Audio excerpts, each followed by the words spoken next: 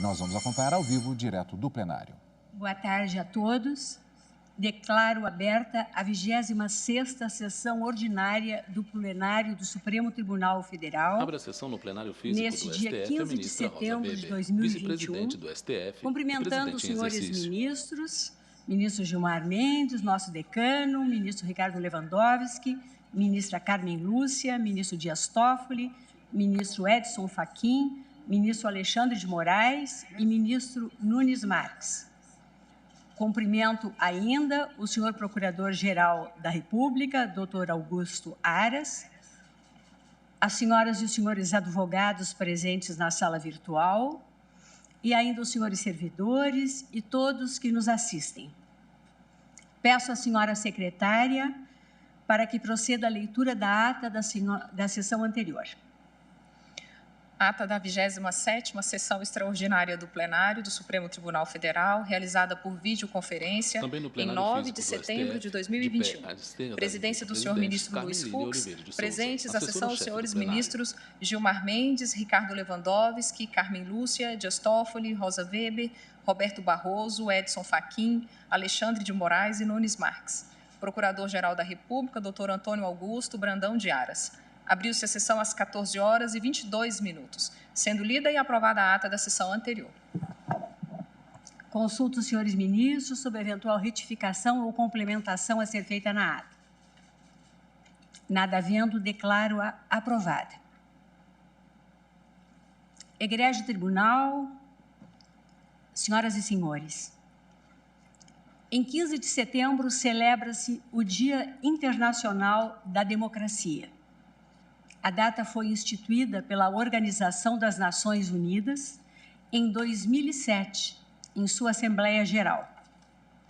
Justificou a ONU, na oportunidade, que a democracia é um valor universal baseado na vontade, expressa livremente pelo povo, de determinar o seu próprio sistema político, econômico, social e cultural, bem como na sua plena participação em todos os aspectos da vida, apontando, como objetivo da data, realçar a necessidade de promover a democratização, o desenvolvimento e o respeito pelos direitos humanos e pelas liberdades fundamentais. Por isso mesmo, e considerando, em especial, os mares revoltos em que temos navegado, vale a pena, neste 15 de setembro de 2021, reafirmar a nossa fé no regime democrático consagrado em nossa Constituição.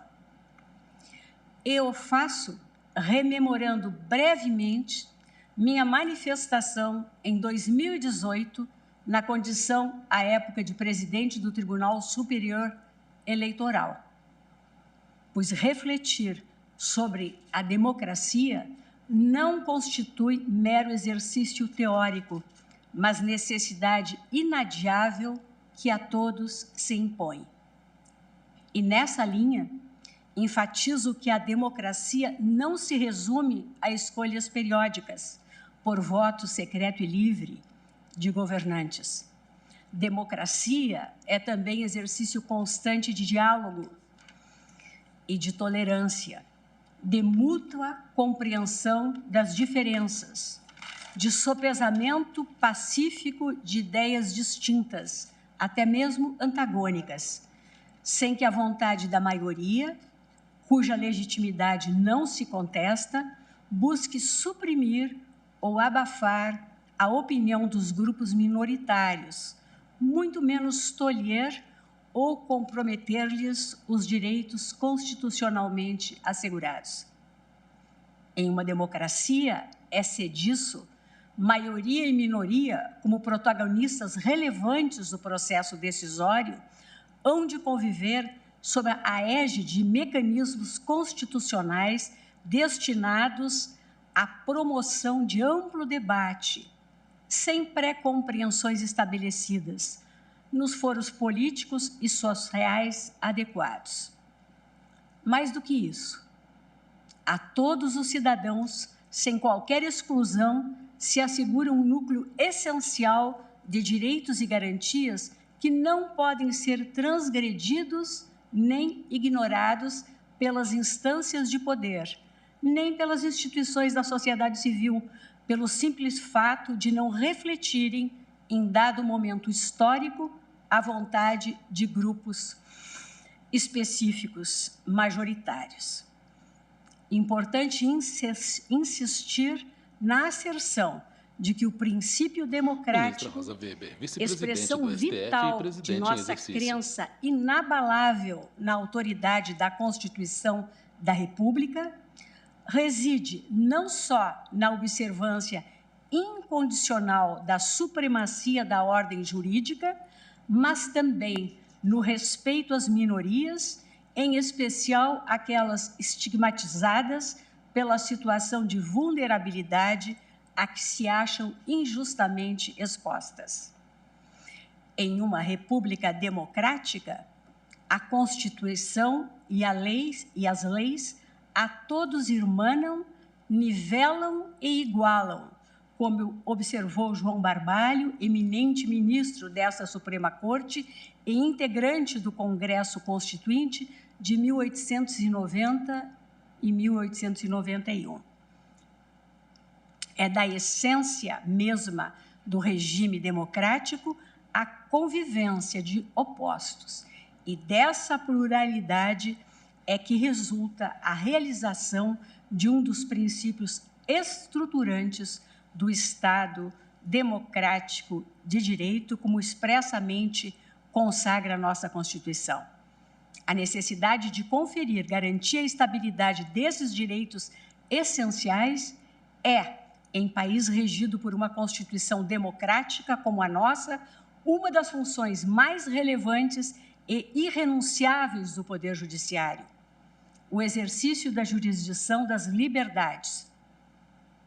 Ao Poder Judiciário compete, por imposição institucional, a garantia da rigidez do jogo democrático por meio da proteção de todos os seus partícipes, a partir do reconhecimento da eficácia das salvaguardas constitucionais que englobam, para efeito de sua proteção, os direitos humanos e fundamentais contra quaisquer formas de opressão, intolerância, exclusão e discriminação. Apregou, para continuidade de julgamento, o recurso extraordinário 1.017.365, procedente de Santa Catarina, sob a relatoria do ministro Edson Fachin, em que recorrente a Fundação Nacional do Índio, FUNAI, e recorridos o Instituto do Meio Ambiente de Santa Catarina, IMA, nova denominação do FATMA, e a comunidade indígena Xocleng, terra indígena, Ibiramala, Clanho.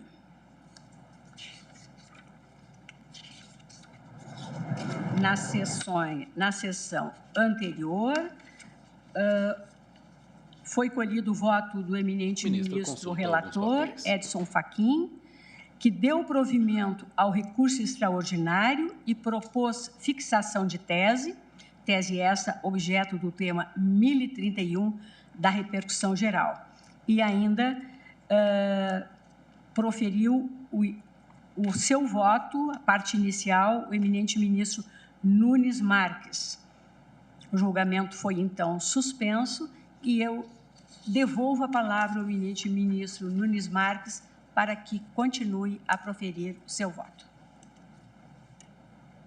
Senhora Presidente, ministra Rosa Weber, senhora ministra Carmen Lúcia, senhores ministros, senhor Procurador-Geral da República, Augusto Aras, advogados presentes à sessão, senhora secretária das sessões, meu boa tarde a todos. Reinicio a leitura do voto, senhora Presidente, do capítulo que parei, que diz respeito à teoria do indigenato, teoria do fato indígena, que é o marco temporal, e o renitente esgoto. Nos termos do artigo 20, inciso 11 da Constituição Federal de 1988, são bens da União as terras tradicionalmente ocupadas pelos índios. Todavia, a teor do artigo 231, parágrafo 2º, as terras tradicionalmente ocupadas pelos índios destinam-se à sua posse permanente, cabendo-lhes o usufruto exclusivo das riquezas do solo, dos rios e dos lagos nelas existentes. Ainda de acordo com o parágrafo 2º do artigo 231 da Constituição, são terras tradicionalmente ocupadas pelos índios, as por eles habitadas em caráter permanente, as utilizadas para suas atividades produtivas, as imprescindíveis à preservação dos recursos ambientais necessários a seu bem-estar e as necessárias à sua reprodução física e cultural, segundo seus usos, costumes e tradições. Da leitura do dispositivo, extraem-se 4 requisitos para a configuração da terra como tradicionalmente ocupada pelos índios. A. Ser por eles habitadas em caráter permanente. B. Ser utilizada para suas atividades produtivas. C. Ser imprescindíveis à preservação dos recursos ambientais necessários ao seu bem-estar. E D. Ser indispensável à sua reprodução física e cultural, segundo os usos, costumes e tradições próprias. Relativamente ao primeiro requisito, foram desenvolvidas 2 teorias para fundamentar o conceito de terras habitadas em caráter permanente, a do indigenato e a do fato indígena ou marco temporal. A teoria do indigenato foi desenvolvida no começo do século XX por João Mendes Júnior. Segundo ela, a posse indígena sobre as terras que tradicionalmente ocupam é tida como direito congênito, inato, anterior à criação do Estado brasileiro, cabendo a este apenas demarcar e declarar os limites espaciais desses territórios. O surgimento dessa teoria coincide temporalmente com a chegada ao Brasil de uma grande leva de imigrantes europeus, especialmente no sul e sudeste do país, e representou uma tomada de posição da parte da intelectualidade nacional em face de teses eurocêntricas que defendiam uma aculturação dos índios como caminho para a solução dos conflitos com eles, inclusive os possessórios.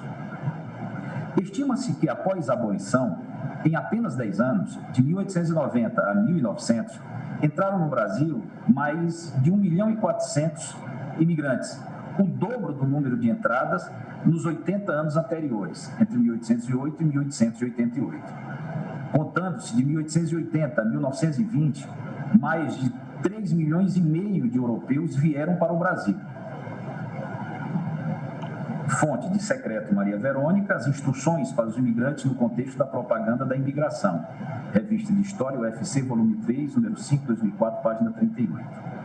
Essa grande onda migratória produziu enorme pressão sobre os territórios indígenas, porque os colonos queriam as terras em abundância que lhes foram prometidas, inclusive pelo governo brasileiro, por meio de propagandas no exterior. É nesse contexto, portanto, que ocorrem os mais numerosos esbulhos de terras indígenas. Não é de admirar que a teoria do indigenato tenha surgido justamente por essa época. Foi uma reação ao estado de coisas que se formou e que, em alguma medida, escandalizou certos setores da sociedade brasileira.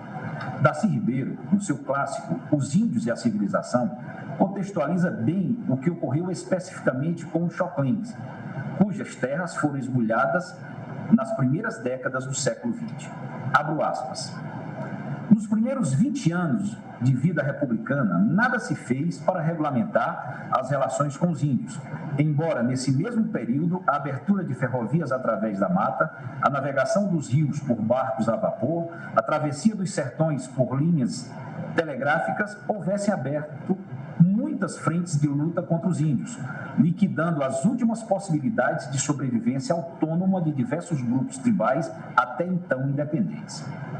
Em 1910, ano da fundação do Serviço de Proteção aos Índios, largas faixas do território nacional que podiam ser alcançadas com 1 a 2 dias de viagem a partir de algumas das principais cidades brasileiras, como São Paulo, Vitória, Ilhéus, Blumenau, estavam interditadas a qualquer atividade econômica pelas lutas sangrentas que levavam tribos inteiras ao extermínio.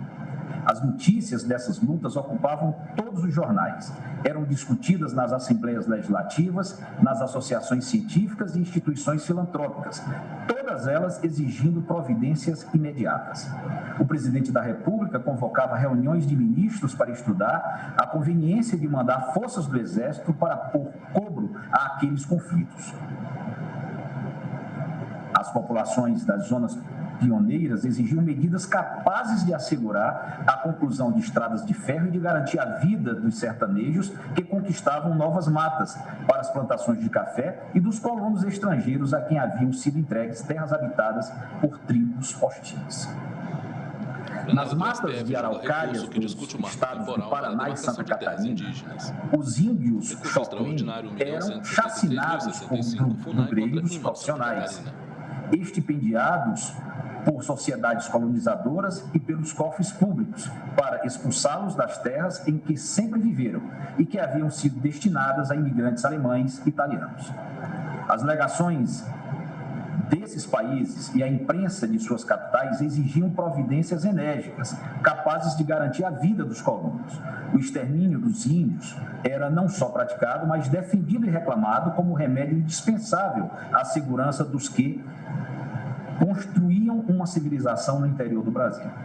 Entretanto, a população citadina, distanciada não só geográfica, mas historicamente das fronteiras de expansão e desligada dos interesses que atiçavam os chacineiros de índios, já não podia aceitar o tratamento tradicional do problema indígena, a ferro e fogo. Abria-se um abismo entre a mentalidade das cidades e a dos sertões. Enquanto, para os primeiros, o índio era o personagem idílico de romances, no estilo de José de Alencar ou dos poemas Augusto de Gonçalves Dias, ou ainda o ancestral generoso e longínquo que afastava toda suspeita de negritude. Para o sertão, o índio era a fera indomada que detinha a terra virgem. Era o inimigo imediato que o pioneiro precisava imaginar feroz e inumano, a fim de justificar a seus próprios olhos a própria ferocidade. O movimento que levaria à criação de um órgão oficial incumbido de tratar do problema começa pelas campanhas da imprensa. A princípio, são simples descrições de chacinas e apelos por providências do governo. Aos poucos se avolumava. Ganhava adeptos dedicados que fundam associações destinadas a defender os índios. Por fim, empolga as classes cultas do país. E o índio, até então esquecido, torna-se o assunto do dia na imprensa, nas revistas especializadas, nas instituições humanitárias, nas reuniões científicas. No Congresso de Geografia, realizado em 1909, já é a questão mais vivamente debatida e objeto de 4 alentadas teses. Primeiro Congresso de Geografia, 1911. Darcy Ribeiro, Os Índios e a Civilização, Global Editora Kindle, posições 1984 e seguintes. Naquele momento histórico, anos iniciais do século XIX, circulavam ideias justificadoras das guerras de conquista dos territórios indígenas, que inclusive tinham o apoio de setores dos governos locais e do próprio governo federal. Esse movimento, no entanto, despertou um importante contraponto entre formadores de opinião, que culminou na criação do chamado Serviço de Proteção ao Índio, SPI, em 20 de junho de 1910. Darcy Ribeiro, na obra acima citada, ilustra bem como a criação desse órgão estatal foi resultado de uma contracorrente em face das notícias sobre as batalhas com os Xoclens. Abro aspas.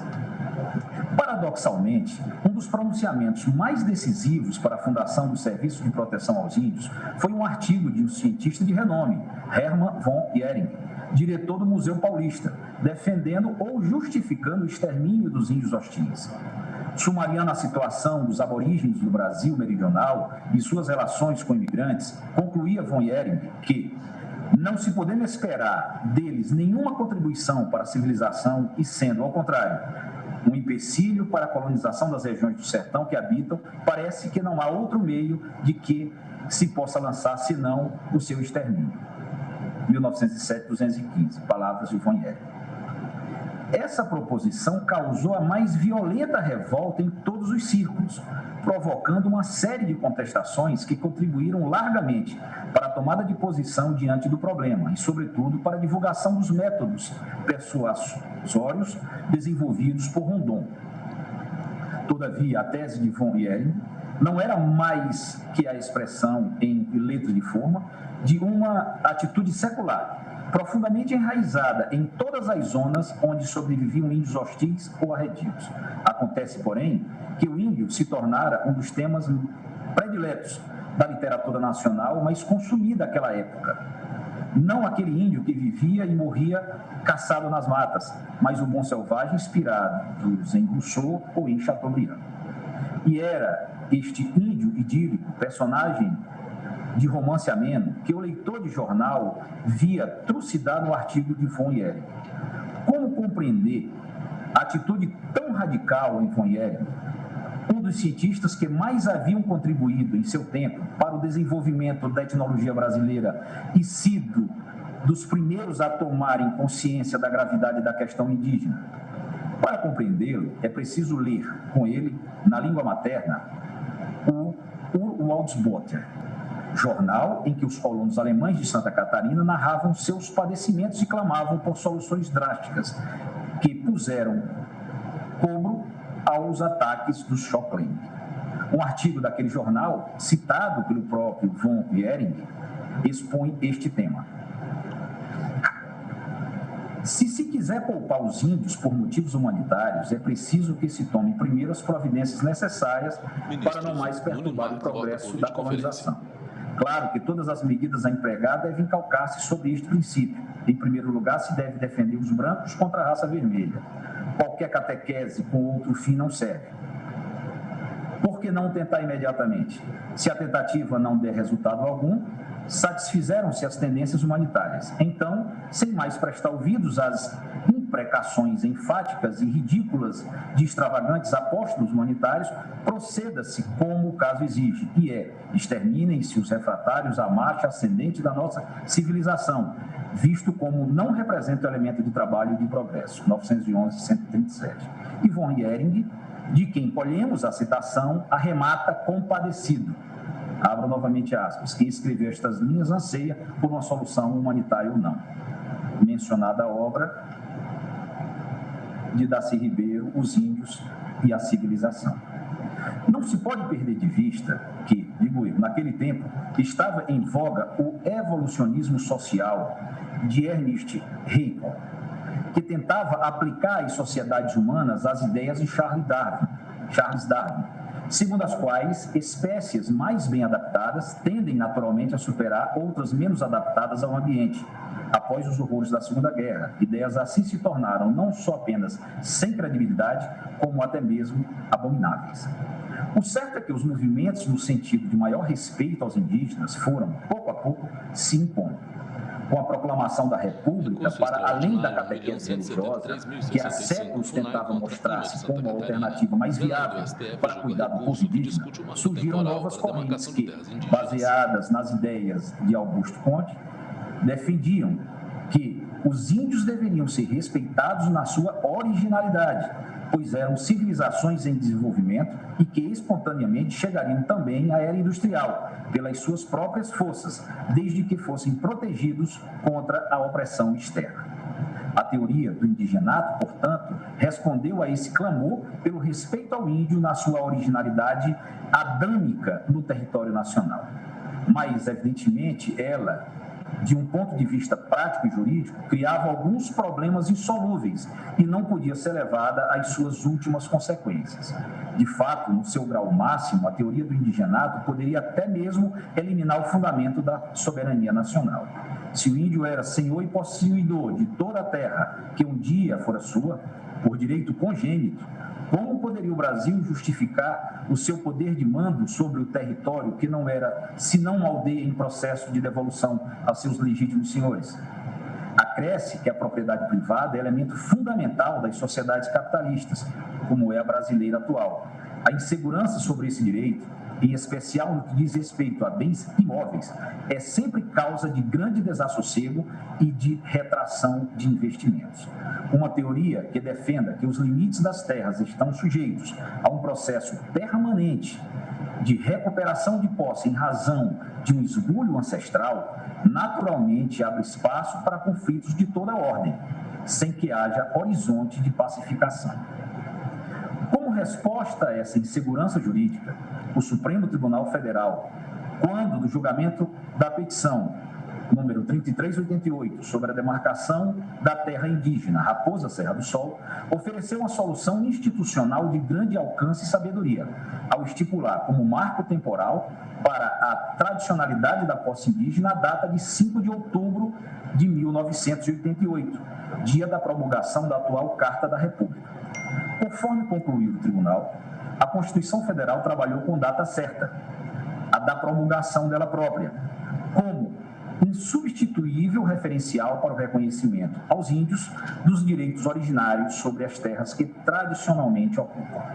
Segundo tal critério, são consideradas terras tradicionalmente ocupadas pelos indígenas somente aquelas que eles habitavam na data da promulgação da Constituição de 1988. Esse é o marco temporal. A teoria do fato indígena, que embasa o posicionamento do Supremo Tribunal Federal, no caso já referido, é a que melhor concilia os interesses em jogo na questão indígena. Por um lado, admite-se que os índios remanescentes em 1988 e suas gerações posteriores têm direito à posse de suas terras tradicionais, para que possam desenvolver livremente o seu modo de vida. Por outro, procura-se anistiar oficialmente esbulhos ancestrais, ocorridos em épocas distantes, já acomodados pelo tempo e pela própria dinâmica histórica. Mesmo numa perspectiva puramente gramatical, essa solução tem respaldo no texto constitucional. Quando se observa o disposto no artigo 231 caput, verifica-se que ele assegura aos índios os, abro aspas, direitos originários sobre as terras que tradicionalmente ocupam, fecho aspas. O verbo ocupar é usado no presente do indicativo e não no subjuntivo ocupem, o que aponta que era mesmo interesse do legislador constituinte referir-se a uma situação positivamente existente naquele momento histórico, e não a um modelo lógico para o futuro intérprete adaptar à realidade de cada momento. A imposição de um prazo para a demarcação de terras indígenas, no artigo 67 do ADCT da Constituição de 88, deixa fora de qualquer dúvida que era intenção do Constituinte abolir de vez qualquer discussão sobre o que era e o que não era espaço indígena, delimitando claramente o seu alcance naquele momento histórico e escrevendo o capítulo final dessa luta sangrenta por terra que começara no século XVI.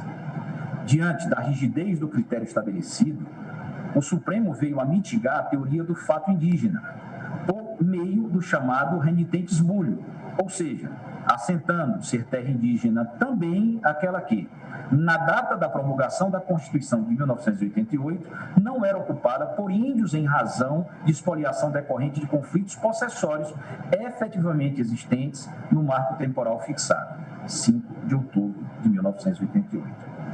Cabe ressaltar que o renitente esbulho não pode ser confundido com ocupação pretérita ou desocupação forçada no passado remoto.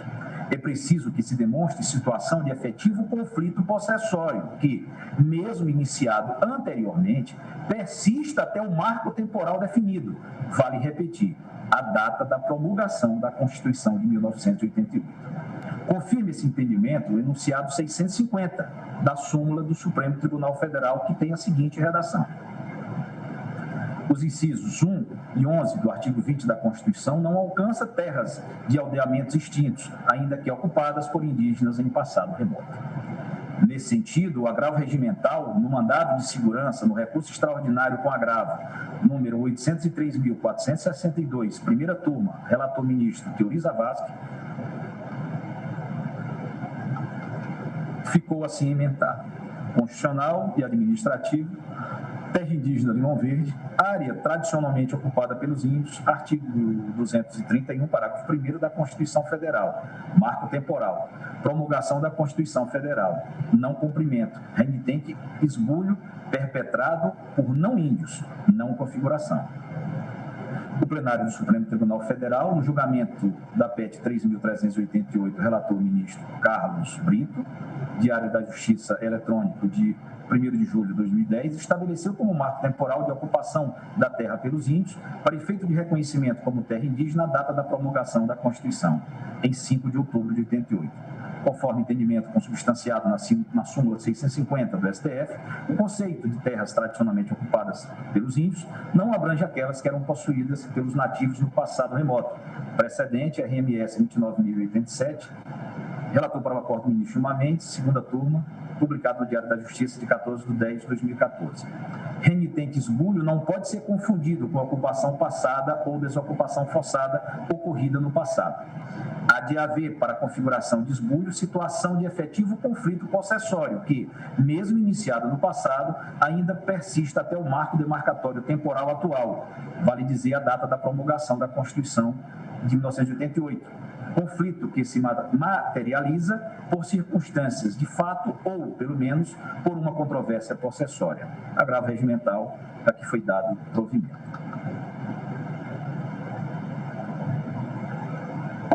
Petição 3388, caso Raposa Serra do Sol. Visando a revelar o sentido e alcance do artigo 231 da Constituição Federal de 1988, bem como a discutir a questão relativa à demarcação de terras indígenas, o plenário julgou a petição número 3.388, caso Raposa Serra do Sol, relator o ministro Aires Brito, publicada no Diário da Justiça Eletrônica, 1º de julho de 2010, o acordo prolatado implicou verdadeira guinada na tutela dos direitos indígenas e avanço na pacificação social em torno do tema. Eis a emenda: ação popular, demarcação da terra indígena Raposa Serra do Sol, inexistência de vícios no processo administrativo demarcatório, observância dos artigos 231 e 232 da Constituição Federal, bem como da Lei 6.001 de 73 e seus decretos regulamentares, constitucionalidade e legalidade da portaria número 534 de 2005 do Ministro da Justiça, assim como do decreto presidencial homologatório, reconhecimento da condição indígena da área demarcada em sua totalidade, modelo contínuo de demarcação, constitucionalidade, revelação do regime constitucional de demarcação das terras indígenas, a Constituição Federal como estatuto jurídico da causa indígena, a demarcação das terras indígenas como capítulo avançado do constitucionalismo fraternal, inclusão comunitária pela via da identidade étnica, voto do relator que faz agregar aos respectivos fundamentos salvaguardas institucionais ditadas pela superlativa importância histórico-cultural da causa, salvaguardas ampliadas a partir de voto visto do ministro Menezes Direito e deslocadas para a parte dispositiva da decisão. Ação não conhecida em parte. Ação não conhecida quanto à pretensão autoral de excluir da área demarcada o que dela já fora excluída. O 6º Pelotão Especial de Fronteira, os núcleos urbanos dos municípios de Uiramutã e Normandia, os equipamentos e instalações públicos federais e estaduais atualmente existentes, as linhas de transmissão de energia elétrica e os leitos das rodovias federais e estaduais também já existentes. Ausência de interesse jurídico, já contemplado na portaria 524/2005 do Ministro da Justiça. Quanto à sede do município de Pacaraima, cuida-se de território encravado na terra indígena São Marcos, matéria estranha à presente demanda, pleito por igual não conhecido. Trata da inexistência de vícios processuais na ação popular, nulidade dos atos, ainda que formais, tendo por objeto a ocupação, o domínio e a posse das terras situadas na área indígena Raposa Serra do Sol, pretensos titulares privados que não são partes na presente ação popular. A ação se destina à proteção do patrimônio público ou de entidade de que o Estado participe, inciso 78 do artigo 5º da Constituição Federal, e não à defesa de interesses particulares. E legitimidade passiva do Estado de Roraima, que não foi acusado de praticar ato lesivo ao tipo de bem jurídico para cuja proteção se preordena a ação popular. Impossibilidade de ingresso do Estado-membro na condição de autor, tendo em vista que a legitimidade ativa da ação popular é tão somente do cidadão. Ingresso do Estado de Roraima e outros interessados, inclusive de representantes das comunidades indígenas, exclusivamente como assistentes simples. Regular a atuação do Ministério Público. Inexistência de vícios no processo administrativo demarcatório. Processo que observou as regras do decreto 1775 de 96, já declaradas constitucionais pelo Supremo Tribunal Federal no mandado de segurança 24.045 da relatoria do ministro Joaquim Barbosa. Os interessados tiveram a oportunidade de se habilitar no processo administrativo de demarcação das terras indígenas, como de fato assim procederam o Estado de Roraima, o município de Normandia, os pretensos poceiros e comunidades indígenas, estas por meio de petições, cartas e prestação de informações. Observância das garantias constitucionais do contraditório e da ampla defesa. Os dados e peças de caráter antropológico foram revelados e subscritos por profissionais de reconhecida qualificação científica e se dotaram de todos os elementos exigidos pela Constituição e pelo direito infraconstitucional para a demarcação de terras indígenas, não sendo obrigatória a subscrição do laudo por todos os integrantes do grupo técnico. A demarcação administrativa homologada pelo Presidente da República é ato estatal que se reveste da presunção juris tanto de legitimidade e de veracidade. Recurso extraordinário 183188 da relatoria do ministro Celso de Mello, além de se revestir de natureza declaratória e de força auto-executória. Não comprovação das fraudes alegadas pelo autor popular e seu originário assistente. O significado do substantivo índios na Constituição Federal. O substantivo índios é usado pela Constituição Federal de 1988 por um modo invariavelmente plural, para exprimir a diferenciação dos aborígenes por numerosas etnias. Propósito constitucional de retratar uma diversidade indígena, tanto interétnica quanto infraétnica. Índios em processo de aculturação permanecem índios para o fim de proteção constitucional. Proteção constitucional não se limita aos silvícolas, estes sim índios ainda em primitivo estado de habitantes da selva. As terras indígenas como parte essencial do território brasileiro. As terras indígenas versadas pela Constituição Federal de 1988 fazem parte de um território estatal brasileiro sobre o qual incide com exclusividade o direito nacional. E como tudo mais que faz parte do domínio de qualquer das pessoas federadas brasileiras, são terras que se submetem unicamente ao primeiro dos princípios regentes das relações internacionais da República Federativa do Brasil, a soberania ou independência nacional. Todas as terras indígenas são um bem público federal, o que não significa dizer que o ato em si da demarcação extinga ou amesquine qualquer unidade federada.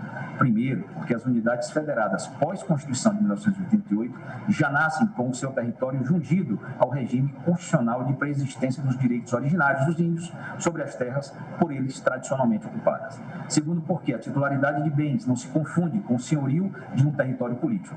Nenhuma terra indígena se eleva ao patamar de território político, assim como nenhuma etnia ou comunidade indígena se constitui em unidade federada. Cuida-se cada etnia indígena de realidade sociocultural e não de natureza político-territorial. Necessária liderança institucional da União, sempre que os estados e municípios atuarem no próprio interior das terras já demarcadas como de afetação. A vontade objetiva da Constituição obriga a efetiva presença de todas as pessoas federadas em terras indígenas, desde que em sintonia com o modelo de ocupação por ela concebido, que é de centralidade da União. Modelo de ocupação que tanto preserva a identidade de cada etnia, quanto sua abertura para um relacionamento de mútuo proveito com outras etnias indígenas e grupamentos de não índios. A atuação complementar de estados e municípios em terras já demarcadas como indígenas há de se fazer, contudo, em regime de concerto com a União e sob a liderança desta. Papel de centralidade institucional desempenhado pela União, que não pode deixar de ser imediatamente coadjuvado pelos próprios índios, suas comunidades e organizações, além da protagonização da tutela e fiscalização do Ministério Público. As terras indígenas como categoria jurídica distinta de territórios indígenas. O desabono constitucional aos vocábulos povo, país, território, pátria ou nação indígena.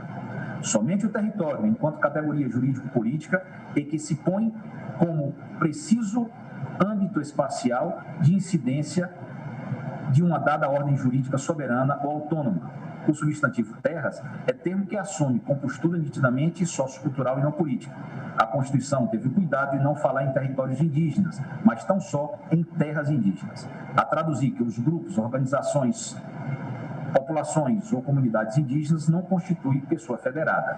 Não formam circunscrição ou instância espacial que se orne de dimensão política. Daí não se reconhecer a qualquer das organizações sociais indígenas, ao conjunto delas ou a sua base peculiarmente antropológica, a dimensão de instância transnacional.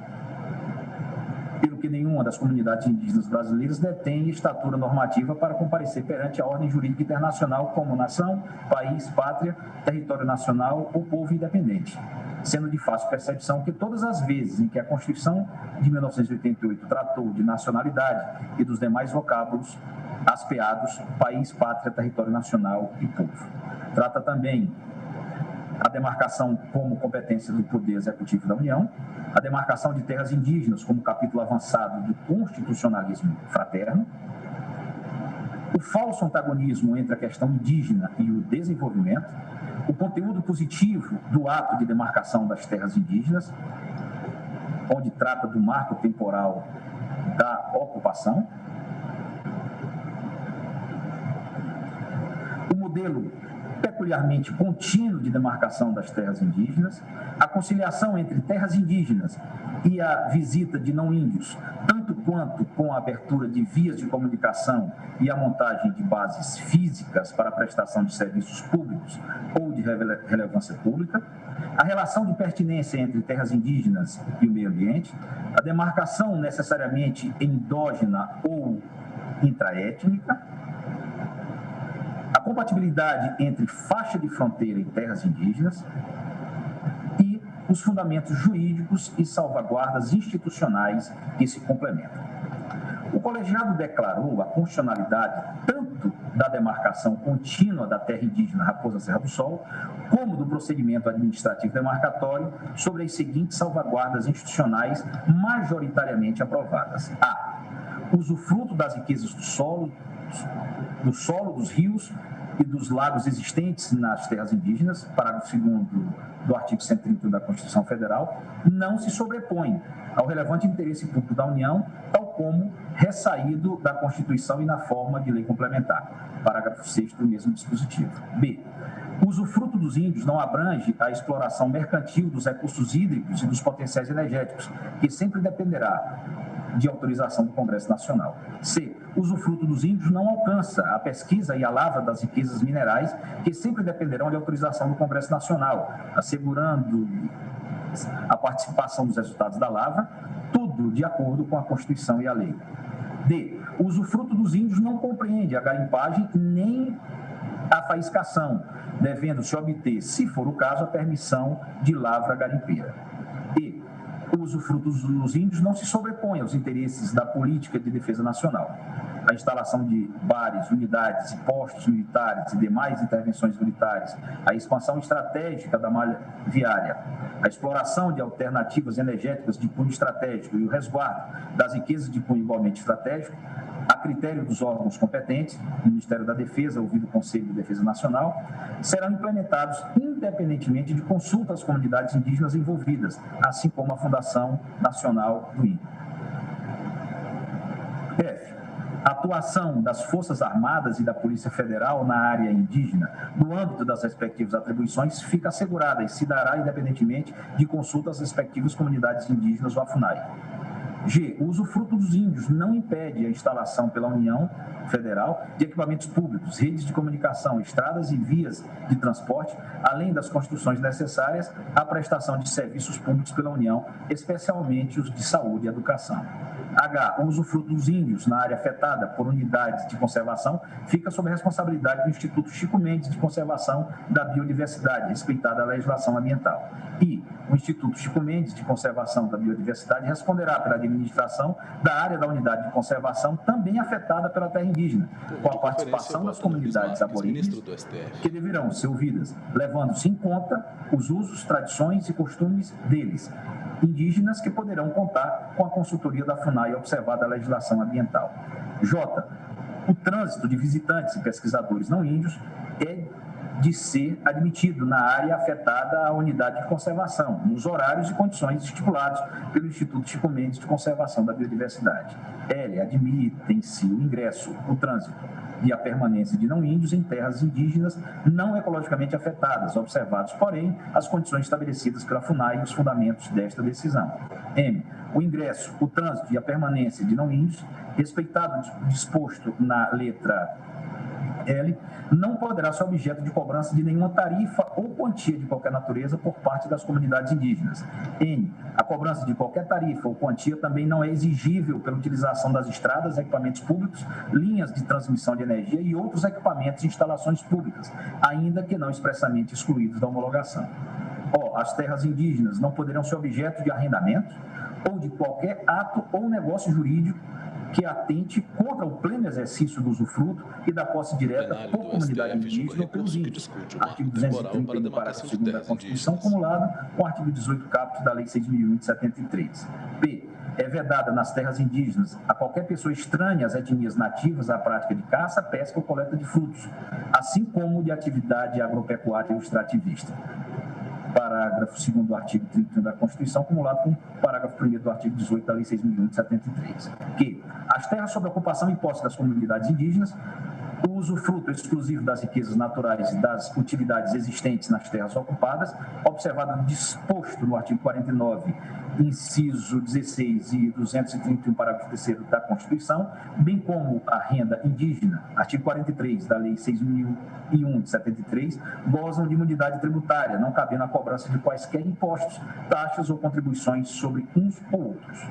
R. É vedada a ampliação de terra indígena já demarcada. S. Os direitos dos índios sobre as suas terras são imprescritíveis, reputando-se todas elas como inalienáveis e indisponíveis, parágrafo 4º do artigo 231 da Constituição. T. É assegurada a participação dos entes federados no procedimento administrativo de demarcação das terras indígenas situadas em seus territórios, observada a fase em que se encontrar o procedimento. Contudo, ao apreciar os embargos de declaração sob a relatoria do eminente ministro Roberto Barroso, o plenário assentou a ausência de força vinculante do que decidido, em razão de o acordo ter sido formalizado em sede de ação popular. Confira essa emenda publicada no Diário da Justiça de 17 de setembro de 2018. Embargos de declaração, ação popular, demarcação da terra indígena Raposa Serra do Sol. Embargos de declaração opostos pelo autor, por assistentes, pelo Ministério Público, pelas comunidades indígenas, pelo Estado de Roraima e por terceiros. Recursos inadmitidos, desprovidos ou parcialmente providos para fins de mero esclarecimento, sem efeitos modificativos. Com o trânsito em julgado do acordo embargado, todos os processos relacionados à terra indígena Raposa Serra do Sol deverão adotar as seguintes premissas.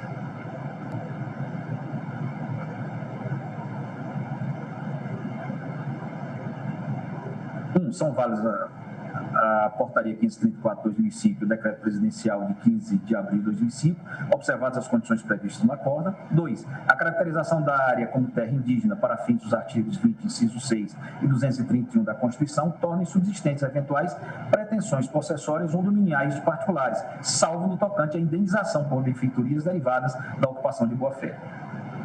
As chamadas condições ou condicionantes foram consideradas pressupostos para o reconhecimento da validade da demarcação efetuada, não apenas por decorrerem, em essência, da própria Constituição, mas também pela necessidade de se explicitarem as diretrizes básicas para o exercício do usufruto indígena, de modo a solucionar de forma efetiva as graves controvérsias existentes na região.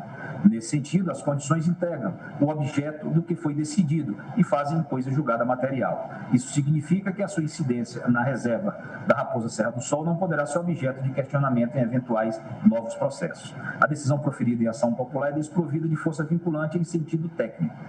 Nesses termos, os fundamentos adotados pela Corte não se estendem de forma automática a outros processos em que se discutia matéria similar. Sem prejuízo disso, o acordo embargado ostenta a força moral e persuasiva de uma decisão da mais alta corte do país, do que decorre um elevado ônus argumentativos nos casos em que se cogite a superação de suas razões. Da necessidade de manutenção da jurisprudência. O artigo 926 do Código de Processo Civil dispõe: os tribunais devem uniformizar sua jurisprudência e mantê-la estável, íntegra e coerente. Ora, o acordo impugnado por meio deste recurso extraordinário está em conformidade com o que decidido pelo Supremo na petição 3.388 de relatoria do ministro Aires Brito. O Supremo vem reiterando a tese do fato indígena, marco temporal. No exame do recurso extraordinário 219.983, plenário, relator o ministro Marco Aurélio, Diário da Justiça, 17 de setembro de 1999, o ministro Nelson Jobim consignou: há um dado fático necessário, estarem os índios na posse da área. É um dado efetivo em que se leva em conta o conceito objetivo de haver a posse. É preciso deixar claro também que a palavra tradicionalmente não é posse imemorial, é a forma de possuir. Não é a posse no sentido da comunidade branca, mas sim da comunidade indígena. Quer dizer, o conceito de posse é o conceito tradicional indígena, mas há um requisito fático histórico da atualidade dessa posse. Vale mencionar ainda a decisão liminar prolatada em 19 de janeiro de 2010, pelo então presidente do Supremo, ministro Gilmar Mendes, no mandado de segurança 28.555 DF. Sua Excelência fez ver: são plausíveis os argumentos quanto à violação ao devido processo legal, à ampla defesa e ao contraditório. Ademais, os documentos de folhas 41 e 83 atestam que o registro do imóvel é do ano de 1924, muito anterior, portanto, à data de 5 de outubro de 1988, fixada como marco temporal de ocupação pela jurisprudência desta Corte no conhecido caso Raposa Serra do Sol, tal como explicitado em trechos da emenda do acordo da PET 3388, relatoria do ministro Carlos Brito. Vê-se que a revisão da jurisprudência desse tribunal representaria grave risco à segurança jurídica e retorno à situação de conflito fundiário, da proteção constitucional conferida às terras tradicionalmente ocupadas por índios. A Constituição Federal de 1988 reconhece aos índios, no caput do artigo 231, a organização social, os costumes, as línguas, as crenças e tradições e os direitos originários sobre as terras que tradicionalmente ocupam, conceito esse definido no parágrafo 1º. Além disso, os parágrafos 2º e 7º dispõem sobre a proteção conferida às terras indígenas, como desdobramentos da tutela possessória indígena dos seguintes termos. Parágrafo 2º. As terras tradicionalmente ocupadas pelos índios destinam-se à sua posse permanente, cabendo-lhes usufruto exclusivo das riquezas do solo, dos rios e dos lagos nelas existentes. Parágrafo 3º. Aproveitamento dos recursos hídricos, incluídos os potenciais energéticos, a pesquisa e a lavra das riquezas minerais em terras indígenas, só podem ser efetivados com autorização do Congresso Nacional, ouvidas as comunidades afetadas, ficando-lhes assegurada a participação nos resultados da lavra na forma da lei. Parágrafo 4º. As terras de que não trata este artigo são inalienáveis e indisponíveis e os direitos sobre elas imprescritíveis. Parágrafo 5º. É vedada a remoção dos grupos indígenas de suas terras, salvo a de referendo do Congresso Nacional, em caso de catástrofe ou epidemia que ponha em risco sua população ou no interesse da soberania do país, após deliberação do Congresso Nacional, garantido, em qualquer hipótese, o retorno imediato logo que cesse o risco. Parágrafo 6º. São nulos e extintos, não produzindo efeitos jurídicos, os atos que tenham por objeto a ocupação, o domínio e a posse de terras a que se refere este artigo, ou a exploração das riquezas naturais dos solos, dos rios, dos lagos nela existentes, é salvado relevante interesse público da União, segundo o que dispuser a lei complementar, não gerando a nulidade e a extinção, direito à indenização ou a ações contra a União, salvo na forma da lei quanto às benfeitorias derivadas da ocupação de boa-fé. Parágrafo 7º. Não se aplica às terras indígenas disposto no artigo 174, parágrafos 3º e 4º. Como se observa, apesar de proprietária, a União não tem direitos de gozo e fruição sobre as terras ocupadas tradicionalmente pelos índios. Tais direitos cabem exclusivamente às comunidades indígenas, por meio dos institutos da posse permanente e do usufruto exclusivo. A situação da União assemelha-se, em alguns aspectos, à do nu proprietário, no direito civil. Ela tem a propriedade, mas a fruição do bem fica sob o controle das comunidades indígenas, exceto por algumas limitações constitucionalmente estabelecidas. De grande relevância também é a garantia de oitiva prévia desses povos para o aproveitamento dos recursos hídricos, incluídos os potenciais energéticos, a pesquisa e a lavra das riquezas minerais em suas terras. Fica-lhes assegurada ainda a participação no resultado da lavra, na forma da lei. Ademais, as terras indígenas, na qualidade de bens públicos, detêm os atributos de inalienabilidade, indisponibilidade e imprescritibilidade. Outra proteção consiste na remoção dos grupos indígenas dos próprios territórios, salvo a de referendo do Congresso Nacional, em caso de catástrofe ou epidemia, que coloque em perigo a população, estando garantido o retorno imediato tão logo cesse o risco. Também se revela importante a previsão de nulidade de atos e títulos de propriedade e a impossibilidade de indenização decorrente destas, excetuadas benfeitorias derivadas da ocupação de boa-fé. Por fim, tem-se a vedação ao garimpo nessas terras. Da demarcação das terras indígenas. Os direitos dos povos indígenas sobre as terras que tradicionalmente ocupam decorrem diretamente da Constituição Federal e existem mesmo se ainda não ocorrida a demarcação. No entanto, está claro que a falta de demarcação formal contribui para a existência de dúvidas e conflitos sobre as reais dimensões do espaço sob usufruto indígena. Por essa razão mesma, a Carta da República determinou competir a União demarcá-las, protegê-las e garantir o respeito a todos os bens ali encontrados. A demarcação é processo administrativo realizado pela FUNAI com o propósito de apurar o fato indígena e contribuir para a prática da política de ordenamento fundiário dos entes federados, visando a redução de conflitos por terra e a melhoria das condições de estados e municípios para o cumprimento das atribuições constitucionalmente impostas a eles no tocante à população indígena. O artigo 67 do Ato das Disposições Constitucionais Transitórias determina que a União concluirá a demarcação das terras indígenas no prazo de 5 anos a partir da promulgação da Constituição. Tal norma transitória é forte indício de que o Constituinte teve em mente a fixação de um marco temporal preciso para a delimitação dos espaços físicos que ficariam sob o exclusivo usufruto indígena. Se houvesse a possibilidade de que, a qualquer momento, novas posses indígenas pudessem ser estabelecidas, para além daquelas vigentes na data da promulgação da Constituição, não faria sentido fixar prazo para a demarcação dessas terras, pois estaria sempre em aberto a possibilidade de configuração de novas posses tradicionais. É certo que tal prazo foi descumprido, e isso não implica a caducidade do poder dever da União de demarcar terras indígenas, mas é preciso ter presente que a redação do texto constitucional claramente aponta no sentido de que a posse indígena deveria existir no ano de 1988, em caráter tradicional. Posses posteriores à entrada em vigor da Constituição de 1988 não podem ser consideradas tradicionais, porque isso implicaria não apenas o reconhecimento do direito dos indígenas às suas terras, mas sim o direito de expandi-las ilimitadamente para novas áreas, já definitivamente incorporadas ao mercado imobiliário nacional.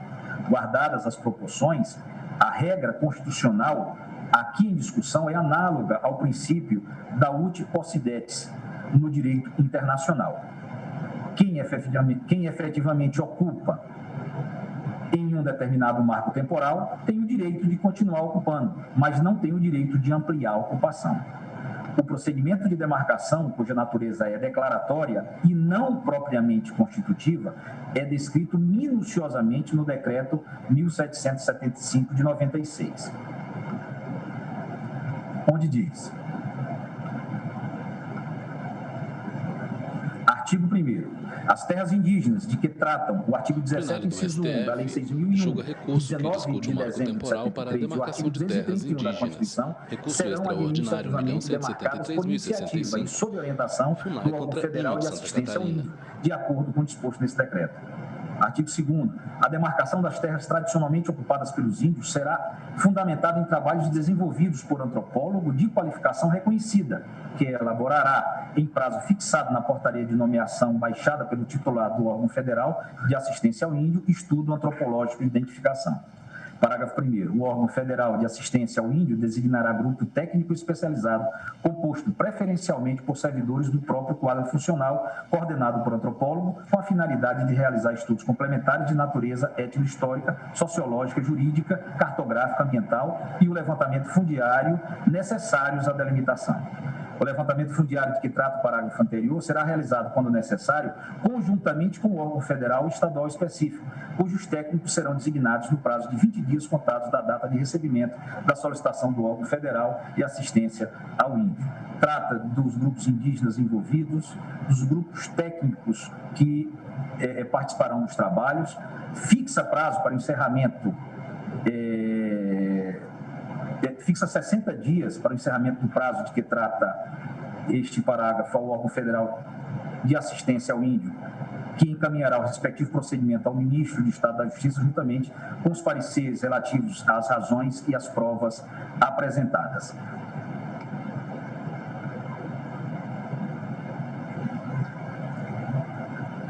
Bom, a partir da leitura do artigo 2º, nota-se que a demarcação de terras indígenas será fundamentada em laudo antropológico.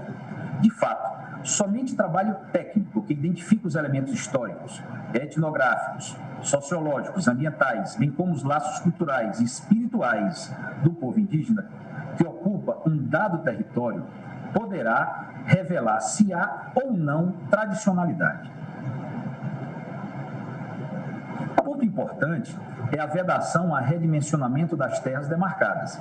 Mais uma vez aqui, reverencia-se o princípio da segurança jurídica. O ministro Menezes Direito, aludindo a uma das 19 salvaguardas institucionais que propôs no caso Raposa Serra do Sol, assim se pronunciou. Ora, uma vez estabelecido e constatado esse fato, com base no qual terá sido homologada a área da terra indígena, não pode haver mais espaço ou ensejo para uma revisão dessa área. Cuida-se aqui de verdadeira preclusão administrativa, que impedirá qualquer discussão sobre a área e os limites homologados. Não se concebe que o poder-dever da administração de rever de ofício seus atos alcance a constatação de um fato cuja ocorrência e extensão decorreram de procedimento instaurado regularmente, com observância do contraditório. Desse procedimento resultou a consolidação de direitos individuais, como ocorre com propriedades imediatamente adjacentes à terra indígena, assim como outros interesses públicos ou particulares relacionados à área não abrangida pela terra indígena. A existência desses interesses, direitos de natureza individual, consolidados com a não abrangência da terra indígena, impede uma aplicação absoluta do poder-dever de revisão dos atos da administração, como bem reflete o disposto no artigo 53 da Lei 9.784/99 e na súmula 473 deste Supremo Tribunal Federal. No caso da identificação e da demarcação de terras indígenas, de todos os modos, estou convencido de que a definição da extensão da área, fruto da constatação do fato indígena, não abre espaço para nenhum tipo de revisão fundada na conveniência e oportunidade do administrador. A demarcação esgota a identificação, sendo vedada sua alteração. Nesse sentido, também se manifestou a segunda turma ao julgar o recurso em mandado de segurança 29.542, relatora ministra Carmen Lúcia. O acórdão, então, formalizou-se no seguinte resumo. Recurso extraordinário em mandado de segurança, terra indígena demarcada na década de 1970, homologação por decreto presidencial de 1983, revisão e ampliação. Portaria número 3.588/2009 do Ministro de Estado da Justiça. Alegados vícios e irregularidades do processo demarcatório precedente. Delimitação de área inferior à reivindicada. Adequação aos parâmetros de posse tradicional indígena. Artigo 231 da Constituição da República. Impossibilidade. Caso Raposa Serra do Sol. Petição 33/88. Fixação de regime jurídico constitucional de demarcação de terras indígenas no Brasil.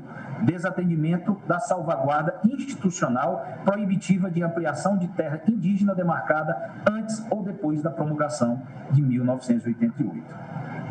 Frise-se que, sendo a posse das terras tradicionalmente ocupadas pelos índios, fato verificado na data da promulgação da Constituição Federal de 1988, é vedado o redimensionamento daquelas já demarcadas. A União será permitido ampliá-las, mas não por meio de procedimento demarcatório. Após o julgamento da petição 3388, a jurisprudência do Supremo consolidou-se no sentido de ser proibido redimensionar a terra indígena demarcada, salvo em caso de ilegalidade do ato de demarcação e ainda assim, desde que respeitado o prazo decadencial. O plenário do STF julga recurso que discute o marco temporal para a demarcação de terras indígenas. No caso dos autos. O ministro pausa a fala para beber água.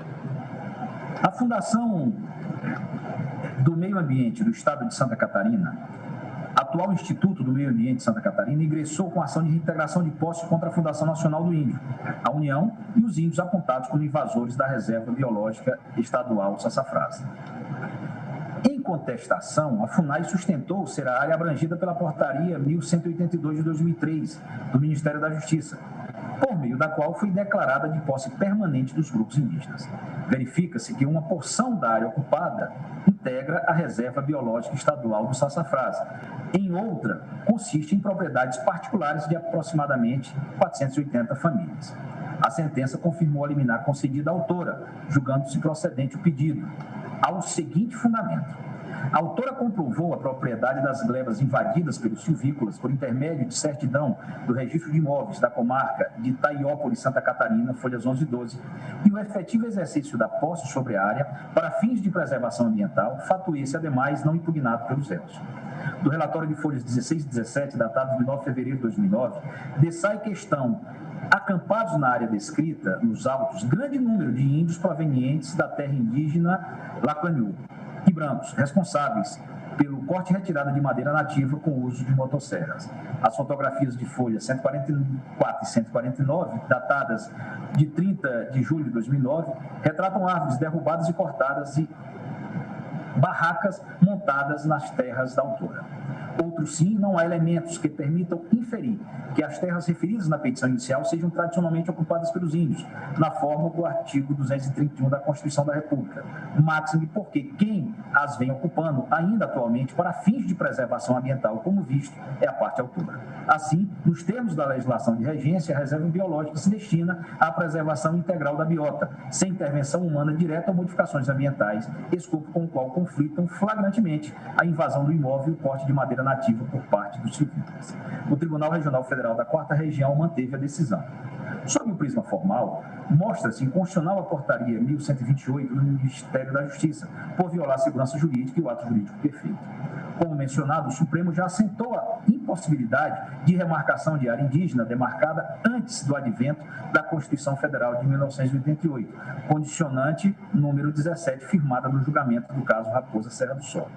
Ora, os limites territoriais da reserva indígena de Ibirama, Santa Catarina, foram definidos pelo Decreto Estadual número 15, de 3 de abril de 1926, de Santa Catarina.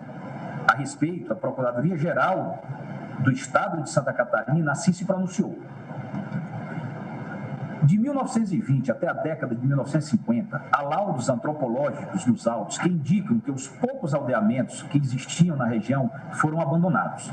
Não por outra razão. Em 1952, fora firmado um acordo entre o governo federal, antigo Serviço de Proteção ao Índio, e o governo de Santa Catarina, que alterou os limites descritos no Decreto 15 de 1926, reduzindo a extensão da terra indígena para 14.048 hectares, ofício 141.52 da DCT, Secretaria de Agricultura, Estado de Santa Catarina.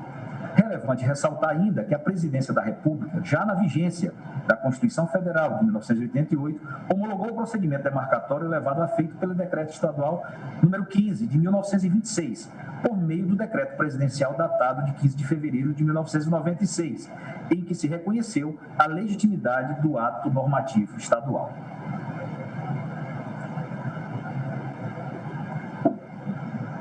Acrescente-se que a portaria número 1128 de 2003 do Ministério da Justiça também viola o contraditório em ampla defesa. Apesar de cerca de 2.000 pessoas e 408 famílias residentes no entorno da atual reserva terem, a toda evidência, posse e propriedade de seus imóveis há décadas, não foram intimadas para se manifestar e defender as propriedades nos autos do procedimento administrativo de demarcação que resultou na mencionada portaria. Sob o ângulo material, melhor sorte não socorre ao indigitado ato. Vale relembrar que, para serem tidas como tradicionalmente ocupadas pelos índios, na forma do parágrafo 1º do artigo 231 da Constituição Federal e da jurisprudência do Supremo, é imprescindível que as terras sejam 1. Habitadas pelos índios em caráter permanente. 2. Utilizadas para as atividades produtivas das comunidades. 3. Imprescindíveis à preservação dos recursos ambientais necessários ao bem-estar dos ocupantes. E 4. Necessárias à reprodução física e cultural dos indígenas. Além disso, este tribunal, por meio do enunciado número 650 da súmula, estabeleceu que, para que uma área seja considerada terra tradicionalmente indígena, os índios deveriam habitá-la na data da promulgação da Constituição de 1988, marco temporal, e B, deveria haver efetiva relação dos índios com ela, marco da tradicionalidade da ocupação. No caso, das 4 condicionantes previstas no parágrafo 1º do artigo 231 da Constituição Federal, para a configuração da referida tradicionalidade, nenhuma está preenchida, uma vez que as terras cujos titulares são os recorridos foram ocupadas muito antes da entrada em vigor da Constituição de 1988. O artigo 231 da Constituição Federal há de ser interpretado à luz da jurisprudência firmada por esta Corte, na petição 3388, caso Raposa Serra do Sol, e dos princípios do direito adquirido, do ato jurídico perfeito, da confiança legítima, da boa-fé objetiva e da segurança jurídica, além da teoria do marco temporal. Esse entendimento prestigia a solução que pondera valores constitucionais igualmente relevantes. De um lado, a proteção e incentivo à cultura indígena, de outro, a segurança jurídica, o desenvolvimento regional, o direito à propriedade privada, o direito à moradia e ao sustento de outros cidadãos integrantes da sociedade brasileira. Portanto, não comprovada a ocupação de posse tradicionalmente indígena na data da promulgação da Constituição Federal de 1988. Não há falar em violação aos artigos 231, parágrafo 1º e 20, incisos 1 e 11 da Constituição Federal. Ante o exposto, data máxima venha, e pedindo toda a licença ao eminente relator, divijo de Sua Excelência para negar provimento ao recurso extraordinário. Proponho a seguinte tese. Os direitos territoriais indígenas constituem direito fundamental desses povos e se concretizam no direito sobre as terras que tradicionalmente ocupam sob os seguintes pressupostos. 1. A posse tradicional indígena é distinta da posse civil, consistindo na ocupação das terras habitadas pelos índios em caráter permanente, das utilizadas para suas atividades produtivas, das imprescindíveis à preservação dos recursos ambientais necessários ao seu bem-estar e das indispensáveis à sua reprodução física e cultural, segundo os usos, costumes e tradições que lhes são próprias, nos termos do parágrafo 1º, artigo 231 do texto constitucional. 2. A proteção constitucional dos direitos originários sobre as terras que tradicionalmente ocupam depende da existência de um marco temporal, 5 de outubro de 1988, ou da configuração do remitente esbulho como conflito físico ou controvérsia judicial persistente à data da promulgação da Constituição. 3. A demarcação é procedimento declaratório do direito originário territorial à posse das terras ocupadas tradicionalmente por comunidades indígenas. 4. A deflagração de processo demarcatório que contemple uma determinada terra indígena tradicional não se constitui em causa suficiente de per si a emissão dos indígenas na respectiva posse. Porquanto tal procedimento, de natureza complexa, depende da deliberação da FUNAI, do Ministério da Justiça e da Segurança Pública e, finalmente, do Presidente da República, não surtindo quaisquer efeitos aos interessados antes de sua ultimação, restando assim plenamente resguardada a posse legítima dos ocupantes de boa-fé. 5. O laudo antropológico realizado em observância ao disposto no Decreto 1776 de 96 é elemento fundamental para a demonstração da tradicionalidade da ocupação de comunidade indígena determinada. 6. O reconhecimento do direito às terras tradicionalmente ocupadas pelos indígenas se compatibiliza com a tutela constitucional do meio ambiente, porém sobre ele não se sobrepõe e, por isso, não pode vilipendiar as terras titularizadas por terceiros, sejam eles particulares ou pessoas jurídicas de direito público. Tampouco se cogita que se possa vulnerar a propriedade privada ou a própria defesa do meio ambiente, ambos elencados como princípios sobre os quais se baseia a ordem econômica. 7. A interferência unilateral da União no território estadual somente deve ser autorizada a partir de critérios constitucionalmente adequados, evitando-se a privação da propriedade ou dos bens de terceiros sem o devido processo legal, garantia fundamental expressamente albergada no texto constitucional. 8. As terras de ocupação tradicional indígena são de posse permanente da comunidade, cabendo aos índios o usufruto exclusivo das riquezas do solo, dos rios e dos lagos nela existentes. 9. As terras tradicionalmente ocupadas pelos índios, na qualidade de terras públicas, são inalienáveis e indisponíveis, e os direitos sobre elas são imprescritíveis. 10. São nulos e extintos, de modo a não produzirem efeitos jurídicos os atos que tenham por objeto a posse, o domínio ou a ocupação das terras tradicionais indígenas, ou a exploração das riquezas do solo, dos rios, dos lagos nelas existentes, não assistindo ao particular direito à indenização ou ao ajuizamento de ação contra a União em virtude da caracterização da área como indígena, ressalvada a indenização pelas benfeitorias derivadas da ocupação de boa-fé. Deve ainda ser observadas as seguintes salvaguardas institucionais. Usufruto das riquezas dos solos, dos rios, dos lagos existentes nas terras indígenas não se sobrepõe ao relevante interesse público da União, tal como ressaído da Constituição e na forma de lei complementar. O usufruto dos índios não abrange a exploração mercantil dos recursos hídricos e dos potenciais energéticos, que sempre dependerá de autorização do Congresso Nacional. O usufruto dos índios não alcança a pesquisa e a lavra das riquezas minerais, que sempre dependerão de autorização do Congresso Nacional, assegurando-se a participação dos resultados da lavra, tudo de acordo com a Constituição e a lei. O usufruto dos índios não compreende a garimpagem nem a faiscação, devendo-se obter, se for o caso, a permissão de lavra garimpeira. O usufruto dos índios não se sobrepõe aos interesses da política de defesa nacional, a instalação de bases, unidades e postos militares e demais intervenções militares, a expansão estratégica da malha viária, a exploração de alternativas energéticas de cunho estratégico e o resguardo das riquezas de cunho igualmente estratégico a critério dos órgãos competentes, Ministério da Defesa, ouvido o Conselho de Defesa Nacional. Serão implementados independentemente de consulta às comunidades indígenas envolvidas, assim como a Fundação Nacional do Índio. A atuação das Forças Armadas e da Polícia Federal na área indígena, no âmbito das respectivas atribuições, fica assegurada e se dará independentemente de consulta às respectivas comunidades indígenas ou à FUNAI. O usufruto dos índios não impede a instalação pela União Federal de equipamentos públicos, redes de comunicação, estradas e vias de transporte, além das construções necessárias à prestação de serviços públicos pela União, especialmente os de saúde e educação. O usufruto dos índios na área afetada por unidades de conservação fica sob a responsabilidade do Instituto Chico Mendes de Conservação da Biodiversidade, respeitada a legislação ambiental. O Instituto Chico Mendes de Conservação da Biodiversidade responderá pela administração da área da unidade de conservação, também afetada pela terra indígena, com a participação das comunidades aborígenes, que deverão ser ouvidas, levando-se em conta os usos, tradições e costumes deles, indígenas, que poderão contar com a consultoria da FUNAI, observada a legislação ambiental. O trânsito de visitantes e pesquisadores não índios é de ser admitido na área afetada à unidade de conservação, nos horários e condições estipulados pelo Instituto Chico Mendes de Conservação da Biodiversidade. Admitem-se o ingresso, o trânsito e a permanência de não índios em terras indígenas não ecologicamente afetadas, observados, porém, as condições estabelecidas pela FUNAI e os fundamentos desta decisão.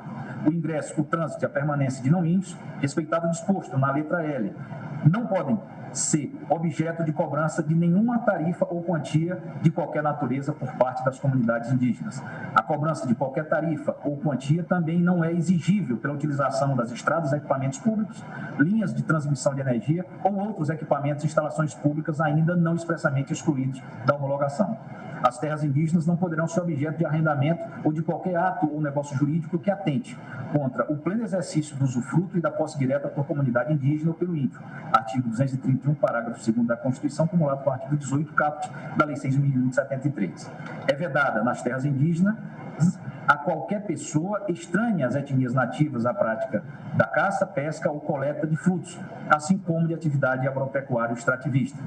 As terras sob ocupação e posse das comunidades indígenas, o usufruto exclusivo das riquezas naturais e das utilidades existentes nas terras ocupadas, observando o disposto nos artigos 49, inciso 16 e 231, parágrafo 3º da Constituição da República, bem como a renda indígena, artigo 43 da Lei 6.173, gozam de imunidade tributária, não cabendo a cobrança de quaisquer impostos, taxas ou contribuições sobre uns ou outros.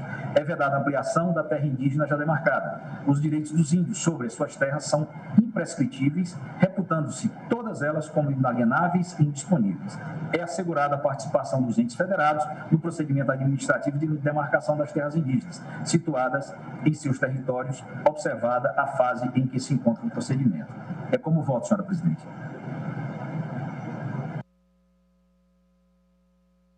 Nunes Marques. Colho agora o voto do ministro Alexandre de Moraes. Boa tarde, presidente. Cumprimento Vossa Excelência, a ministra Rosa Weber, cumprimento também a ministra Carmen Lúcia, todos os ministros, em especial o eminente ministro relator, ministro do STF, ministro no plenário Edson físico do Fachin. STF.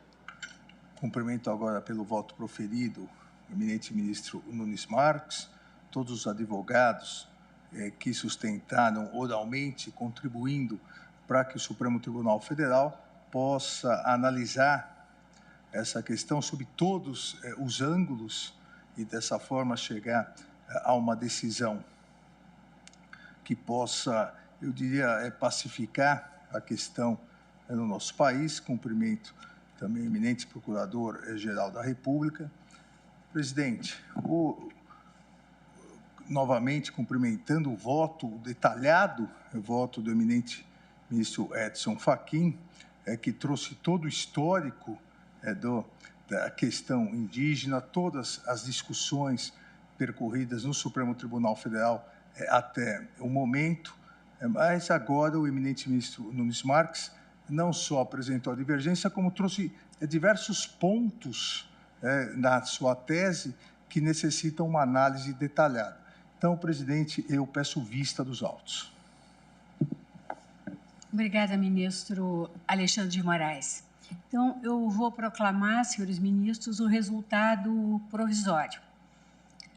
Após o voto do ministro Nunes Marques, abrindo divergência e negando o provimento ao recurso extraordinário com proposta de tese,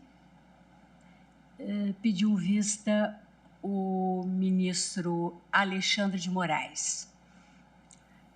Fica, então, suspenso o julgamento e aguardam os demais.